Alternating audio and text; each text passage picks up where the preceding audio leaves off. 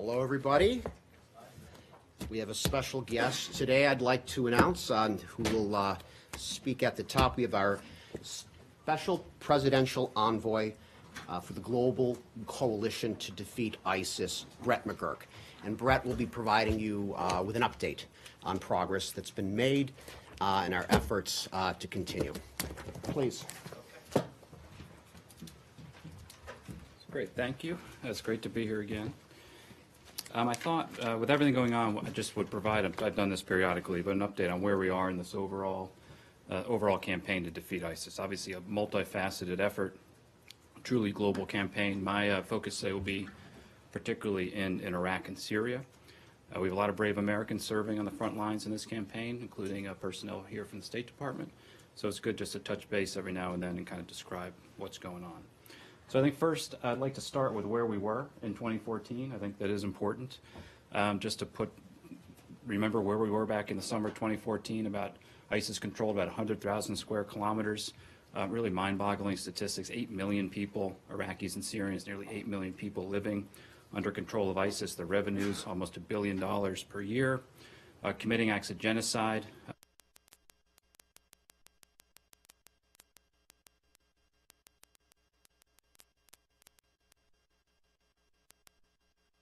So obviously we organized a global coalition to combat this threat.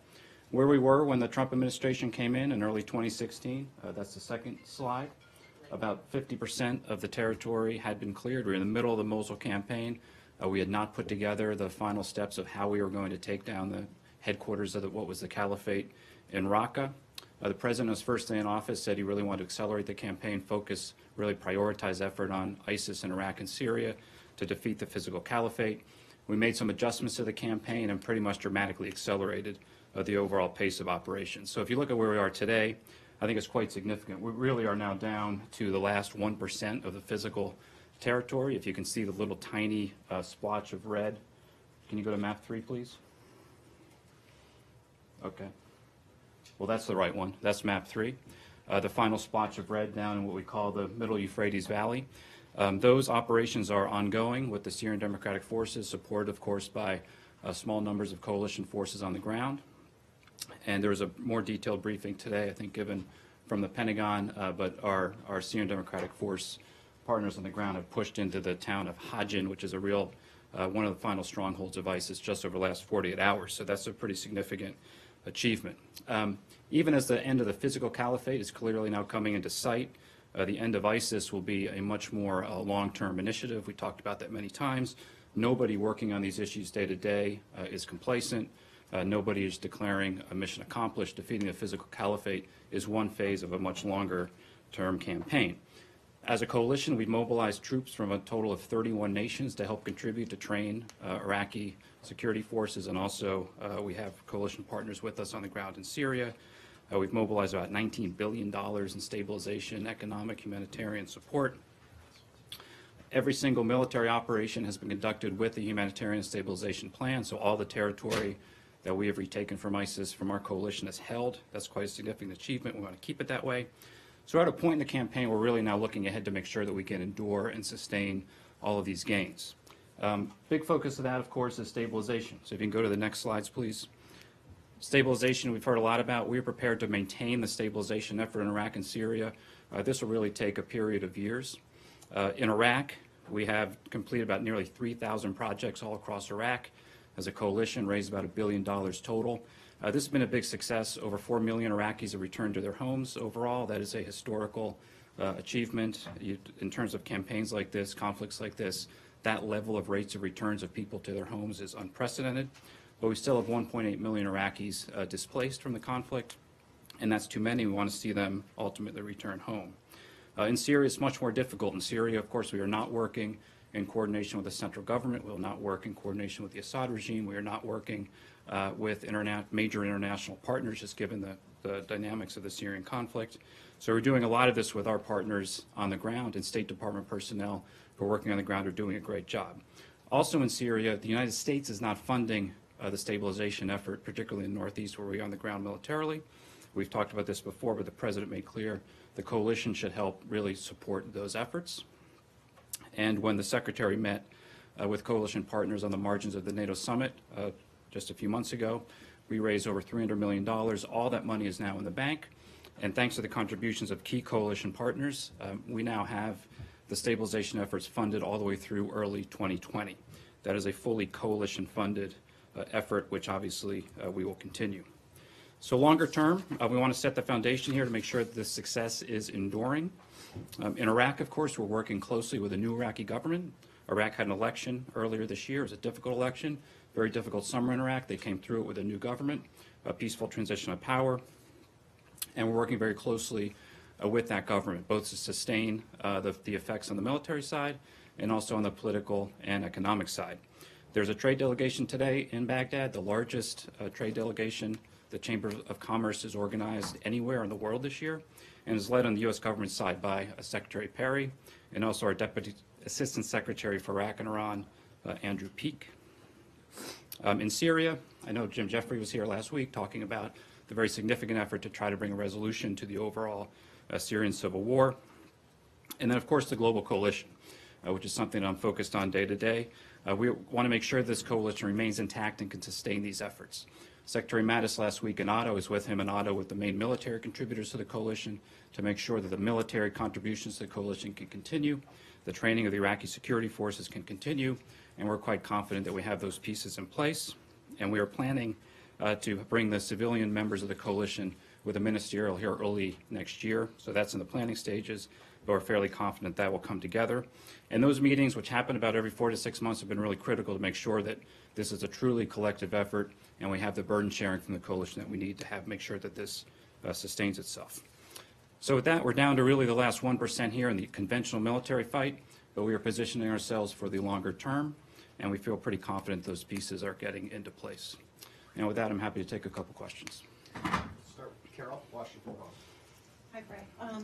Could you give us your sense of why it has taken so much time to get down to this final 1% in the final offensive, and how much longer do you foresee this taking till you complete the job? Thanks, Chris. I defer a lot to DOD, obviously, but I've been into Syria about 20 or so times here over the last few years. The distances are quite vast. That's one issue. If you look where it is on the map, way down in that middle Euphrates Valley, it is quite a distance. It is also the last major stronghold.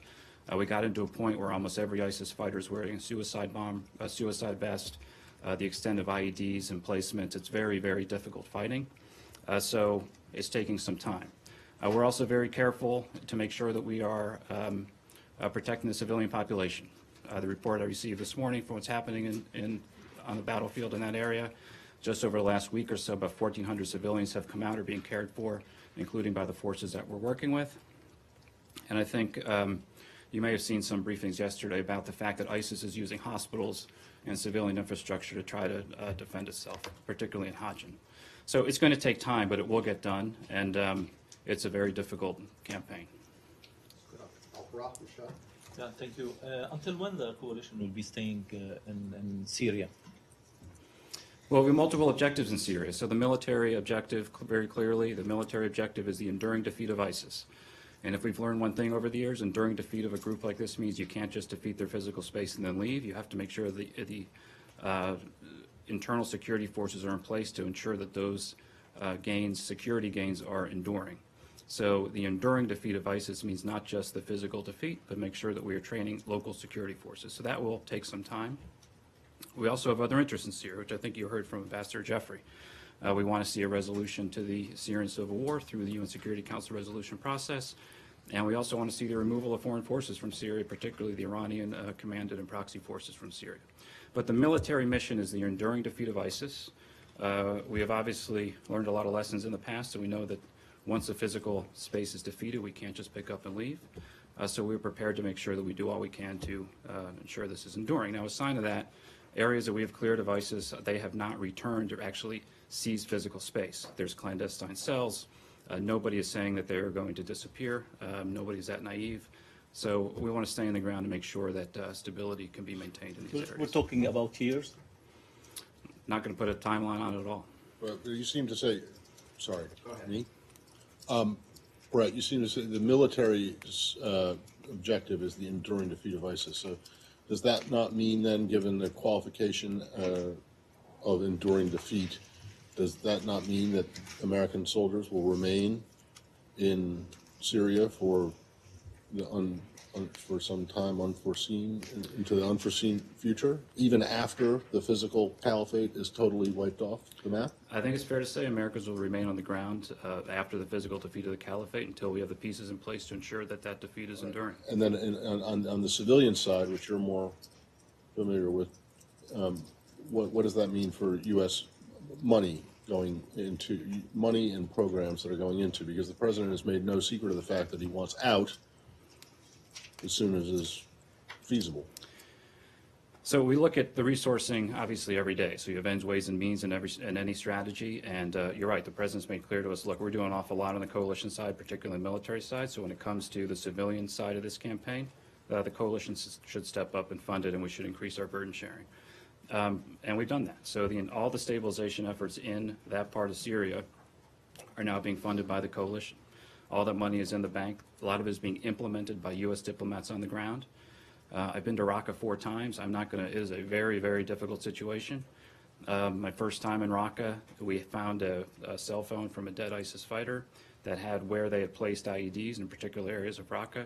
Almost every standing structure had an IED. So we had to train people to go in, actually clear the IEDs. It is hard, painstaking work. But if you go back now, people have come back. About 150,000 people have come back. That's the kind of stuff we want to make sure continues. And I'm confident, as one of the leaders of the coalition, that we will have burden sharing from the coalition to sustain that. You mentioned this area of Syria. Is it not true that the area of Syria where the U.S. is funding or is involved has shrunk dramatically over the course of the past 18 months? Well, maybe not dramatically, but it's a smaller chunk of the country than what it used to be, correct? No, I don't think that's the case. Well, and the counter-ISIS campaign has grown dramatically. I mean, it started with a little dot in that northeast part and has grown. So now, obviously, we've worked closely with our coalition partners and through deconfliction with the Russians to draw a line at the river to make sure that this is done in a very careful way without risk of accidents. And we've now, over the last 3 years, have basically defeated ISIS in that entire part of Syria, and it is now an area that is heavily influenced, not controlled by us, it is heavily influenced by us, and we want to make sure it remains one of the most stable parts of Syria. Can I follow up on this? Okay, Saeed and Lori. Yeah, very quickly on the point that Matt raised. So you're saying you're not dealing with the Syrian government or the other international players and so on. So how do you deal with this small area that is east of the Euphrates, in the northeast of the Euphrates? Is it like an independent place? Do people come and go wherever they want in Syria? And how is that reflected on the rest of the country? I'm trying to think how to answer your question. Look, it's difficult, it is challenging, it is incredibly complex. And we went into this part of Syria because there were major threats to us, our homeland, to our partners, to neighboring states, including Turkey, when ISIS was controlling this entire area. And we were determined to clear ISIS out of this area so it did not have safe haven to continue to plan and plot those types of attacks. The attacks in Paris, the attacks at the Brussels airport, all were planned, organized, coordinated in Raqqa, and combat teams were basically sent from this part of Syria into the streets of those capitals to kill innocent people. So we're going to make sure that that can't happen. We're now in a position where, because of the success of the military campaign, we are heavily influencing that part of Syria, want to make sure that we maintain a permissive environment and stability, and basically freeze the lines in place as Jim and others work the longer-term political solution. So obviously it would be reckless if we were just to say, well, the physical caliphate's defeated, so we can just leave now. I think anyone who's looked at a conflict like this would agree with that. Thank you very much for this. There seems to be a division that came up in the Pentagon briefing earlier today between within the U.S. military regarding the hostile Shabi, the Popular Mobilization Forces. General McKenzie, in his confirmation hearing, suggested that they were not under the control of the Iraqi government, and that was a problem. Colonel Byram said this morning that they were under the control of the Iraqi government. What's your view of that?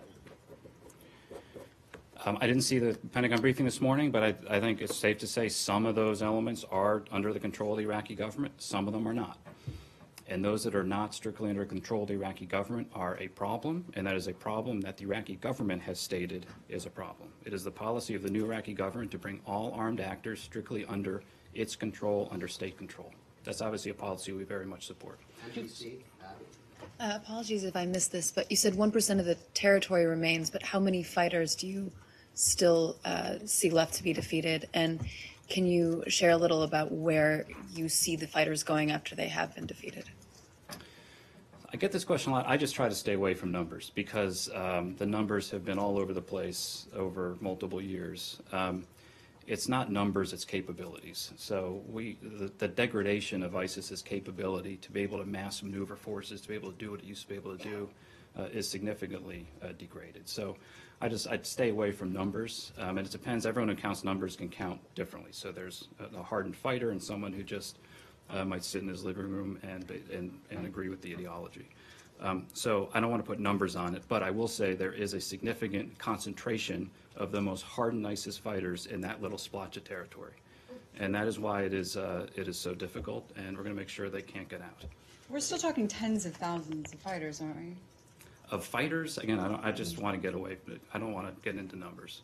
I would say it's safe to assume in that area, a couple thousand very hardened fighters remain in that area. And when you say it's the last 1% in the conventional military fight, I mean, we understand that maintaining the gains will take a long period of time. But do you have a sort of time frame for the conventional military fight? Is it going to be another year? I mean, ballpark, what kind of Ballpark, you're talking timeframe? a period of months. Okay. So, okay. Are you getting closer to get al-Baghdadi? So Baghdadi, look, Baghdadi is used to be. He's declared himself the caliph of this territory and the ruler of millions of people, and he now has no territory to declare himself the so-called caliph, and he is in deep, deep hiding at best. There have been times we thought that he was no longer around, and then he would issue an audio tape. So it's hard to say, but he is in. What we know for sure. He was in very, very deep hiding, and we have managed, thanks to the great work our folks are doing out there, to target and capture and detain some of his closest associates. So if he's still with us, I don't think it'll be for too much longer. Let's go back. Sir, your outlet. Thank you. Jahan Zaibali from Airborne Institute, Pakistan. Sir, the main reason to go to the Syria is to eliminate or defeat ISIS. But after Syria and Iraq, they are regrouping themselves in Yemen and Afghanistan also. There were few incidents in Pakistan to claim by the ISIS having safe hands in Afghanistan. So the question is that what measures or actions are being taken to prevent the expansion of this terror group? So thanks. Good question. Of course, a great question. This is part of the overall global campaign. So when you look at ISIS globally, what they used to have in Iraq and Syria was basically a headquarters in which they financed and funded and provided direction to these affiliates all around the world.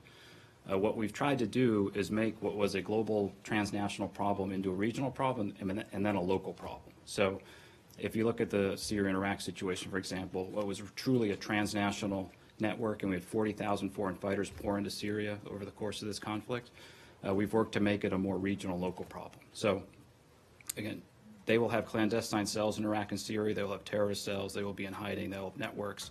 But that's a very different situation than what we used to see in which they were threatening us. Similar, obviously, in Afghanistan. There's a very sophisticated ISIS cell in eastern Afghanistan that we're working to make sure remains a localized phenomenon. But again, that's why this is going to be a long-term effort. It's kind of like police work. You have to keep at it day in and day out, month in, month out, year in, year out. I know you deal mainly with the military part of this, but as far as stabilization goes, are you seeing any rebuilding in the government parts of areas that you've cleared? I know that the coalition is in control of one area, but are you seeing any rebuilding going on as far as on the Syrian side, the Syrian government side? No, not much. And there won't be until there's a political resolution to the civil war. That's just the reality. Not even I think, from of the situation. Chinese, or it is. I mean, the World Bank estimates are into the multiple billions of dollars in terms of the reconstruction needs. So until there's a resolution to the civil war that can bring the international community to bear, they're going to be in a very difficult situation. On the Iraq side, we distinguish stabilization, which is the immediate needs, and we've been pretty ruthless in prioritizing this. It is clearing mines, water, electricity, basics to get people back to their homes, and the long-term reconstruction, which is a multi-year effort, which is really undertaken by the EU, the World Bank, and we had an important meeting in Kuwait last year in which they through different financing mechanisms, generated about $30 billion for that long-term effort. But I'm in Iraq a lot. There's frustration about the pace because it takes a very long time, particularly in western Mosul, which was the fiercest part of the fighting in that battle. So it'll take a period of years. One reason we have this delegation of 50 American companies in Baghdad today, and with Secretary Perry, who visited Baghdad and Erbil today, is to make clear that you really have to harness the power of private industry to secure the reconstruction needs of Iraq. That's something the new government has told us they really want to do through various economic reforms, and we're going to work with them as best we can to help And are you seeing achieve that. people going? Excuse me. Are you seeing people actually going back into those areas in Syria that you've stabilized? In our areas, yes. So displaced, Raqqa is a good example. About 150,000 people have gone home. So if you go to Raqqa, the devastation will kind of set you back on your heels because it is incredible. And when I was first there, almost all the streets are totally impassable. Now all the streets have been cleared of rubble.